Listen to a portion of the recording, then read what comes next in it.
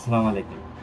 আমাদের মধ্যে বেশিরভাগ মানুষই কিন্তু surface web, deep web, dark web সম্পর্কে সামান্য ধারণা থাকতে পারে, কিন্তু কিছু সংখ্যক মানুষ আছে যাদের কাছে এই কথাগুলো নতুন লাগতে পারে।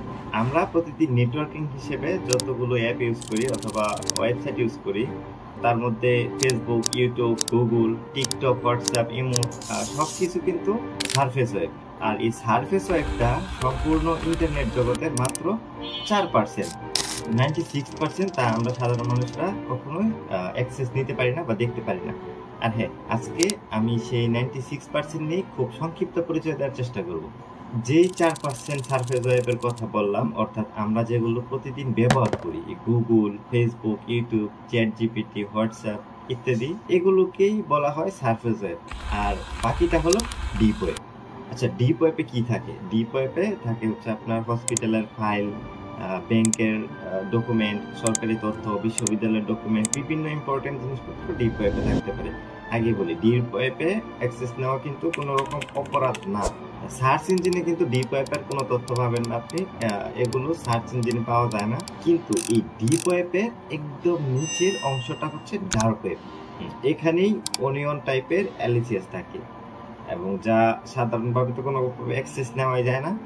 ডার্ক ওয়েবে কিছু অপরাধমূলক কাজ হয় এবং অবৈধ বাজার, নকল সার্ভিস ইত্যাদি, তবে সবকিছু অপরাধ না।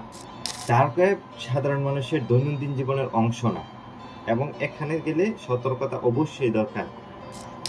ডার্ক ওয়েব হচ্ছে ডিপ ওয়েবের একটি ছোট্ট সাবসেট, যেখানে ডট অনিয়ন জাতীয় ম্যালওয়্যার থাকে এবং টর বা অন্যান্য বিশেষ টুলস দিয়ে অ্যাক্সেস করা হয়। ডার্ক ওয়েবে প্রবেশ করা মোটেও অপরাধ না, কিন্তু ডার্ক ওয়েব থেকে অপরাধ করা সহজ। যেমন অনেক সাংবাদিকরা প্রাইভেসি এবং সাংবাদিকতা রক্ষার প্রয়োজনে ডার্ক ওয়েব ইউজ করে, সেগুলো অপরাধ না। অপরাধের বাইরে অনেক গুরুত্বপূর্ণ কাজও এখানে নিয়মিত হয়। ডার্ক ওয়েবের হ্যাকারদের একটু ক্ষমতা সম্পর্কে আমরা একটা আইডিয়া নিই। মনে করেন আপনি একজন বাংলাদেশী আর আপনি ফেসবুকে একটা সুন্দর হাসি মাখা মুখের ছবি পোস্ট করলেন।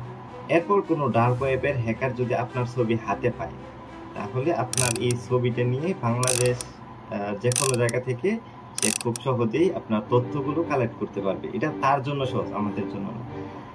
তারপর আপনার আইডি কার্ড থাকে, বিভিন্ন জিনিসপত্র তারা সংগ্রহ করে, সেটা খুব কম সময়ের মধ্যে সংগ্রহ করতে পারে তারা ডিভাইসে। তারা কোনো না কোনোভাবে একটা ম্যালওয়্যার ঠিকই ইম্পোর্ট করবে। ম্যালওয়্যারের মাধ্যমে আপনার ফোনটা অ্যাক্সেস নিয়ে নিবে। তারপর আইএমআই অ্যাড্রেস ট্র্যাক করে আপনার লোকেশন, আপনার ওয়েবক্যাম, আপনার সব কিছু তারা খুব সহজে মনিটর করতে পারবে। তো এইগুলো বললাম ডার্ক ওয়েবের ছোট একটা সাধারণ হ্যাকারদের কথা। এর থেকেও অনেক অসাধারণ ধরনের চ্যালেঞ্জ তারা নিয়ে প্রতিনিয়ত কাজ করে। ডার্ক ওয়েবে আপনি গুগলের মতো কোনো কিছু সার্চ করে খুঁজে পাবেন না, কারণ ওখানে কোনো কিছু র্যাঙ্কিং করা হয় না। ডার্ক ওয়েব যদি আপনার কৌতূহলের জায়গা থাকে, তাহলে কেউ যদি ডার্ক ওয়েবে প্রবেশ করতে চায়, তাহলে আমি আপনাকে আগে বলবো টর ব্রাউজার ওয়েবসাইটে গিয়ে আপনি তাদের ব্লগগুলো আগে পড়ে নেন, তারপর সিদ্ধান্ত নেবেন। কারণ এই ওয়েবসাইটের মধ্যে মূলত অনেক অবৈধ ইলিগাল ওয়েবসাইট রয়েছে, যেখানে ভুল করে প্রবেশ করলেও আপনি সমস্যায় পড়তে পারেন।